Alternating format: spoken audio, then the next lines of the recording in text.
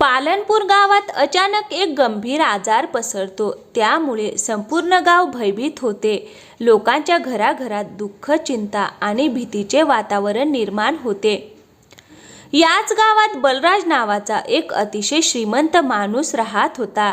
तो गरीब लोकांचा तिरस्कार करायचा आणि गरीब लोकांनी त्याच्या घराजवळ सुद्धा फिरकू नये अशी त्याची सक्त ताकीद होती. एके दिवशी बलराजला एक गरीब मुलगा त्याच्या घराकडे येताना दिसला. अरे ये मुला, तू कुठे चाललास? साहेब, खूप भूक लागली आहे. 2 दिवसांपासून काही खाल्लेलं नाही. थोडं तरी खायला मिळेल का?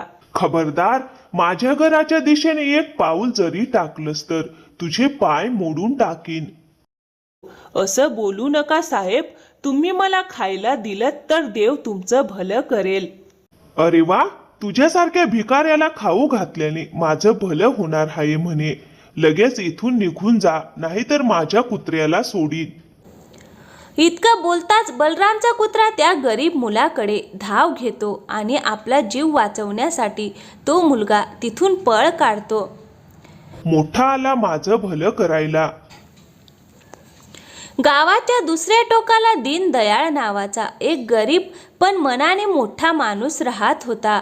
तो स्वतःही गरीब होता, पण इतर गरीब लोकांबद्दल त्याला खूप कळवळा होता. तो शेतकरी असल्यामुळे त्याच्याकडे थोडंफार धान्य होतं. या आजाराच्या काळात दीनदयाळ रोज आपल्या घरी अन्न शिजवून गरजू लोकांना जेवायला घालायचा. तो प्रेमाने म्हणायचा, लाजू नका रे भावांनो, हे तुमचंच घर आहे. अजून एक भाकरी घ्या. एके दिवशी अचानक दीनदयाळच्या घराबाहेर आरडाओरड होत असल्याचा आवाज येतो. ए दीनदयाळा, बाहेर ये. तुम्ही घाबरू नका, शांतपणे जेवण करा. मी पाहतो काय झालंय ते. तो बाहेर येऊन नम्रपणे म्हणतो, नमस्कार साहेब, आज या गरिबाच्या घराकडे कसं काय येणं झालं? अरे, मला तुझा चेहराही पाहायचा नाही, पण तुझ्या घाणेरड्या कृत्यांमुळे मला इथे यावं लागलं. माझ्याकडून काय चूक झाली साहेब? तू फार दानशूर बनतोयस ना. जाऊन रस्ते बांध, काम कर. हे गरिबांना खाऊ घालणं बंद कर. साहेब, मी फक्त माझ्या घरी पिकवलेलं अन्न या भुकेल्या लोकांना देतोय. यात तुमचं काय नुकसान होतं?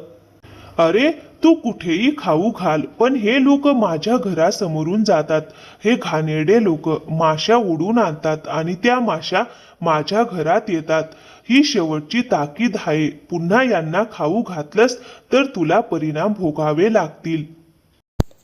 असं बोलून बलराज तिथून निघून जातो. दीनदयाळ उदास मनाने घरात येतो. गरीब लोकांनी सगळं ऐकलेलं असतं. एक जण विचारतो, काका, आता तुम्ही आम्हाला जेवायला देणार नाही का? दीनदयाळ प्रेमाने म्हणतो, असं काही नाही बाळांनो. जेव्हा भूक लागेल तेव्हा इथे या आणि पोटभर खा. थोड्या वेळाने जेवण करून सगळे निघून जातात. दीनदयाळ बराच वेळ विचारात पडतो, पण या संकटाच्या काळात गरिबांची मदत थांबवणं त्याच्या मनाला मान्य होत नाही. तो मदत सुरूच ठेवतो. हे पाहून बलराम आणखी संतापतो. तो पंचायत बोलावतो आणि दीनदयाळावर चोरीचा खोटा आरोप करतो. या दीनदयाळाने माझ्या घरातून मौल्यवान दागिने चोरले आहेत. असा माणूस गावात राहिला तर इतरांच्या घरातही चोरी करेल. म्हणून याला गावाबाहेर काढले पाहिजे, असे तो सांगतो. गावाच्या भल्यासाठी पंचायत दीनदयाळाला गावातून हाकलण्याचा निर्णय घेते. दीनदयाळ आपलं घर सोडून गावाबाहेर जंगलात राहायला जातो. तो तिथे एक छोटीशी झोपडी आणि स्वयंपाकासाठी जागा तयार करतो. उरलेल्या धान्याने तो पुन्हा गरीब लोकांना अन्न देऊ लागतो. पण हळूहळू धान्य संपत येतं. रोज शेकडो लोकांचं पोट भरताना त्याचा साठा कमी होत जातो. एके दिवशी तो भांडार उघडतो आणि पाहतो फक्त अर्धी पोती धान्य उरलेलं असतं.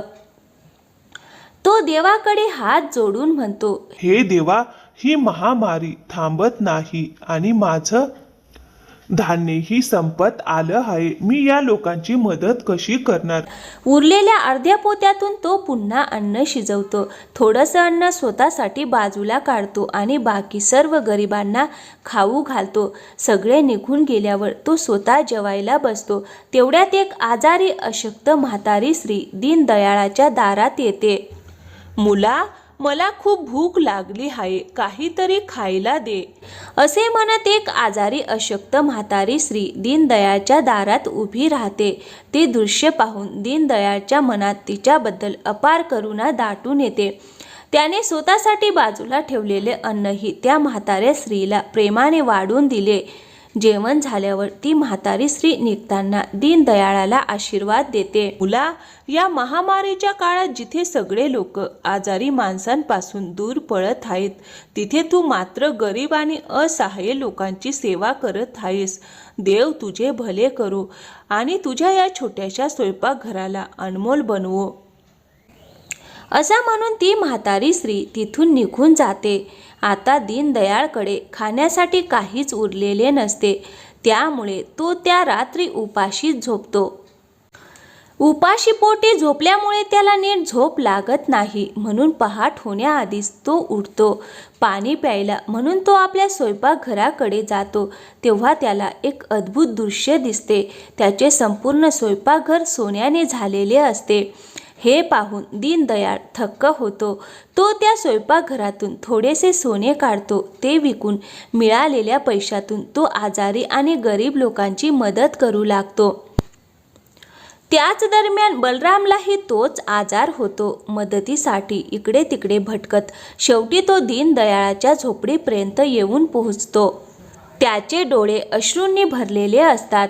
हे दीनदयाळा, मी तुझी माफी कशी मागू? आधी मी तुला खूप त्रास दिला आणि नंतर खोटा आरोप करून तुला गावाबाहेर काढलं. काही हरकत नाही साहेब.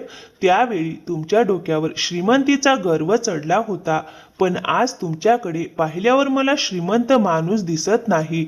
माझ्यासमोर एक गरीब असहाय्य माणूस उभा आहे, जो मदतीसाठी हाक देत आहे. दीनदयाळ बलराजला घरात घेऊन जातो. त्याला अन्न खाऊ घालतो आणि औषधे सुद्धा देतो. अशा प्रकारे आपल्या सोन्याच्या स्वयंपाकघरातून थोडे थोडे सोने काढून दीनदयाळ या महामारीच्या काळात सर्व गरीब, आजारी आणि असहाय्य लोकांची मनापासून सेवा करत राहतो.